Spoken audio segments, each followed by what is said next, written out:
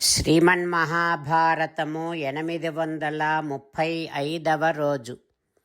ఓం అస్మద్గురుభ్యో నమః. నారాయణం నమస్కృత్య నరం చైవ నరోత్తమం దేవీం సరస్వతీం వ్యాసం తతో జయం ఉదీరయేత్. శ్రీమన్మహాభారతము 3వ పర్వము, వనపర్వము లేదా అరణ్య పర్వము. అందులో 45వ అధ్యాయము. సూత మహానుభావుడు శౌనకాది మహర్షులందరికీ ప్రవచనం చేస్తూ ఈ రకంగా చెబుతూ ఉన్నాడు. ఓ మహర్షులారా, వైశంపాయన మహర్షి జనమేజయ మహారాజుకు శ్రీమన్మహాభారతాన్ని ఉపదేశం చేస్తూ ఇలా చెబుతూ ఉన్నాడు. ఓ రాజా, అర్జునుడు చిత్రసేనుని నుండి నృత్య సంబంధమైన, వాద్య సంబంధమైన, గీత సంబంధమైన అన్ని విశేషాలను నేర్చుకున్నాడు. ఆ తర్వాత ఒకసారి అర్జునుని కళ్ళు ఊర్వశి పైన లగ్నము కావటాన్ని దేవేంద్రుడు చూశాడు. చూసి ఏకాంతములో చిత్రసేనుడిని పిలిపించుకొని ఈ రకంగా చెబుతూ ఉన్నాడు. ఓ చిత్రసేన, నువ్వు ఈరోజు అప్సరసలలో శ్రేష్ఠురాలైనటువంటి ఊర్వశి వద్దకు వెళ్ళి ఆమెను అర్జునుడిని సేవించటం కోసం వెళ్ళమని చెప్పు. అస్త్రవిద్యను నేర్చుకున్న తర్వాత నా ఆజ్ఞచే నువ్వు అర్జునుడికి సంగీత విద్యను కూడా నేర్పావు, చాలా సంతోషం. అదేవిధంగా ఇప్పుడు నువ్వు అతనిని స్త్రీ సాంగత్యములో నిపుణుడిగా చెయ్యాలి అని దేవేంద్రుడు చెప్పగానే చిత్రసేనుడు అలాగే అని అతడి ఆజ్ఞ తీసుకొని అప్సరసలలో శ్రేష్ఠురాలైనటువంటి ఊర్వశి దగ్గరకు వెళ్ళాడు. ఊర్వశి చిత్రసేనుడిని చూసి తాం దృష్ట్వా విదితో హృష్టః స్వాగతేన అర్చితస్తయా సుఖాసీనః సుఖాసీనాం స్మితపూర్వం వచోబ్రవీత్. చిత్రసేనుడిని చూసి ఊర్వశి స్వాగతపూర్వకముగా అతనిని సత్కరించింది. అతడు సుఖాసీనుడయ్యాడు. ఊర్వశి కూడా కూర్చొని ఉంది. అప్పుడు చిత్రసేనుడు ఊర్వశితో ఈ రకంగా అంటూ ఉన్నాడు. ఓ సుందరి, ఈ విషయము నీకు తెలిసే ఉంటుంది. ఈ స్వర్గానికి ఏకఛత్రాధిపతి అయినటువంటి దేవేంద్రుడు నీ అనుగ్రహాన్ని కోరి నన్ను పంపించాడు. అతని ఆజ్ఞ మేరకు నేను ఇక్కడికి వచ్చాను.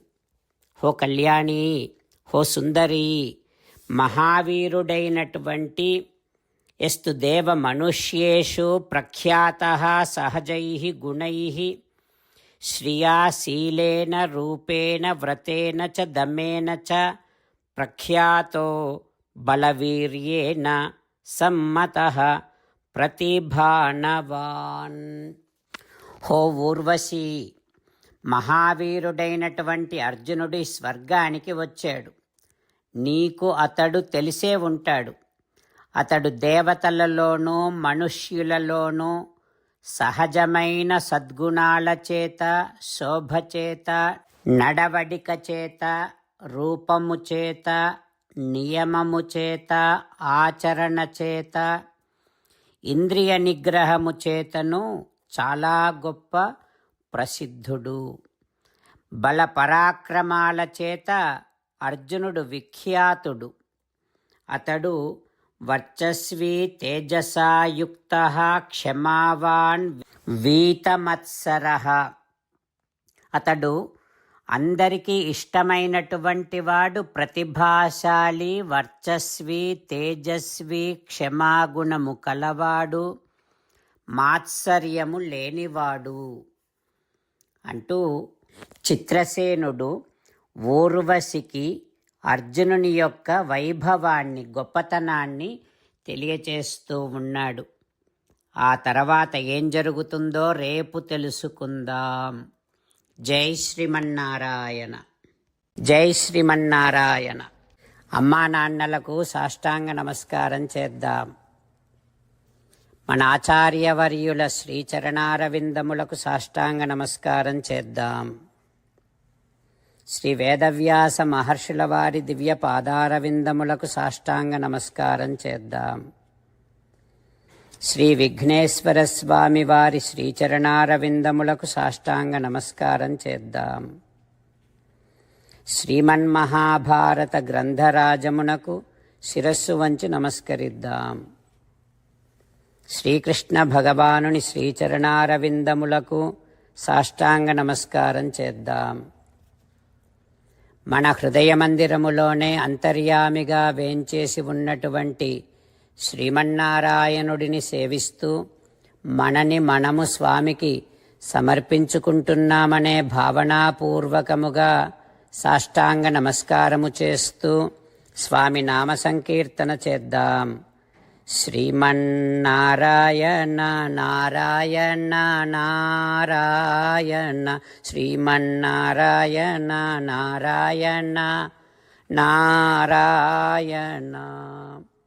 శ్రీమన్నారాయణుడే శ్రీకృష్ణ భగవానుడిగా వచ్చి మనందరికీ భగవద్గీతను ఇచ్చి మనందరినీ ఒక 8 పనులు చేయమని చెబుతూ ఉన్నాడు. అందుకని భగవన్ తప్పకుండా చేస్తామంటూ మనం ప్రతిరోజు ఈ రకంగా మాట ఇద్దాం. హో శ్రీమన్నారాయణ కరిష్యే వచనం తవ సర్వం శ్రీకృష్ణార్పణమస్తు. జై శ్రీమన్నారాయణ. జై శ్రీమన్నారాయణ. భక్తులకు ప్రత్యేకమైనటువంటి విజ్ఞాపన. మీకు అన్ని విషయాలలో వెంటనే మంచి ఫలితాలు రావాలి అనంటే ప్రతిరోజు 1 నిమిషం వెచ్చించి నారాయణాస్త్రాన్ని చదవండి. ఇక మీకు తిరిగే ఉండదు. నారాయణాస్త్రాన్ని పొందడానికి మీరేం చేయాలంటే నారాయణాస్త్రం అనే వెబ్సైట్కి వెళ్ళి మీ పేరు మీ ఈమెయిల్ ఇస్తే మీ ఈమెయిల్కి నారాయణాస్త్రం PDF వస్తుంది. అందులో ఒక రామాయణ శ్లోకం, ఒక గీతా శ్లోకం, ఒక విష్ణునామం ఉంటాయి. ఆ 3 కలిపి నారాయణాస్త్రం అంటాం. ప్రతి ఒక్కరికి వేరువేరు శ్లోకాలను ఇస్తున్నాం. ఆ రకంగా ఎవరి శ్లోకాన్ని వారు ప్రతిరోజు తప్పనిసరిగా చదవటం వలన ప్రతిరోజు ప్రతి 24,000 భక్తులతో ఒకసారి సంపూర్ణ రామాయణ పారాయణ, 33 సార్లు శ్రీమద్ భగవద్గీత పారాయణ, 24 సార్లు శ్రీ విష్ణు సహస్రనామ స్తోత్ర పారాయణ జరుగుతుంది. ప్రతి ఒక్కరికి అంతటి విశేష ఫలితము ప్రతిరోజు లభిస్తుంది. అందుకని మీరు మీ కుటుంబ సభ్యులు అందరూ ఒక్కొక్కరు ఒక్కొక్క నారాయణాస్త్రాన్ని వెంటనే పొందండి. జై శ్రీమన్నారాయణ. శ్రీమద్ భగవద్గీత సారాంశముగా 18వ అధ్యాయములో 65 నుంచి 69 శ్లోకముల ద్వారా శ్రీకృష్ణ భగవానుడు మనందరినీ ఒక 8 పనులు చేయమని చెబుతూ పరమాత్మ ఈ రకంగా అంటూ ఉన్నాడు. ఎవరెవరైతే నేను చెప్పిన ఈ 8 పనులు చేస్తారో వారందరూ నాకు చాలా ఇష్టమైన వారవుతారు. అప్పుడు వారిని నేను సకల పాపముల నుండి సకల దుఃఖముల నుండి విముక్తులను చేసి నా అంతటి వారిగా చేసుకుంటా, తరగని ఆనందాన్ని అనుభవింపచేస్తా. నిజమే చెబుతున్నా, ప్రమాణము చేసి చెబుతున్నా అంటూ సాక్షాత్తుగా దేవదేవుడైన శ్రీమన్నారాయణుడైన శ్రీకృష్ణ భగవానుడే మనను ఈ 8 పనులు చేయమని చెబుతూ ఉన్నాడు కనుక హో శ్రీమన్నారాయణ కరిష్యే వచనం తవ తప్పకుండా చేస్తా, నువ్వు చెప్పినట్టే చేస్తా అంటూ మనం ప్రతిరోజు దేవదేవుడైన శ్రీమన్నారాయణుడికి ఈ రకంగా మాట ఇద్దాం. హో శ్రీమన్నారాయణ నువ్వు చెప్పినట్టే నేను నిన్నే సంతతము ధ్యానము చేస్తూ ఉంటా. హో శ్రీమన్నారాయణ నువ్వు చెప్పినట్టే నేను నీ భక్తుడిగానే ఉంటా. హో శ్రీమన్నారాయణ నువ్వు చెయ్యమన్నట్టే నేను నా విధులను కర్తవ్యాలను నీ సేవగా నీ తృప్తి కోసమనే సక్రమంగా నిర్వర్తిస్తూ ఉంటా.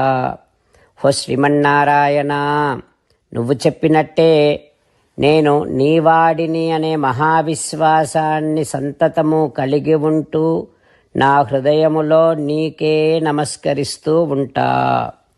ఓ శ్రీమన్నారాయణ, మామేకం శరణం వ్రజ, నన్నొక్కడిని మాత్రమే శరణు వేడుకో అని నువ్వే అన్నావు కనుక నేను నిన్ను ఒక్కడిని మాత్రమే శరణు వేడుకుంటా. ఓ శ్రీమన్నారాయణ, మా శుచః, ఇక దుఃఖించకు అని నువ్వే నాకు భరోసా ఇస్తూ ఉన్నావు కనుక నేను ఇక దుఃఖించను.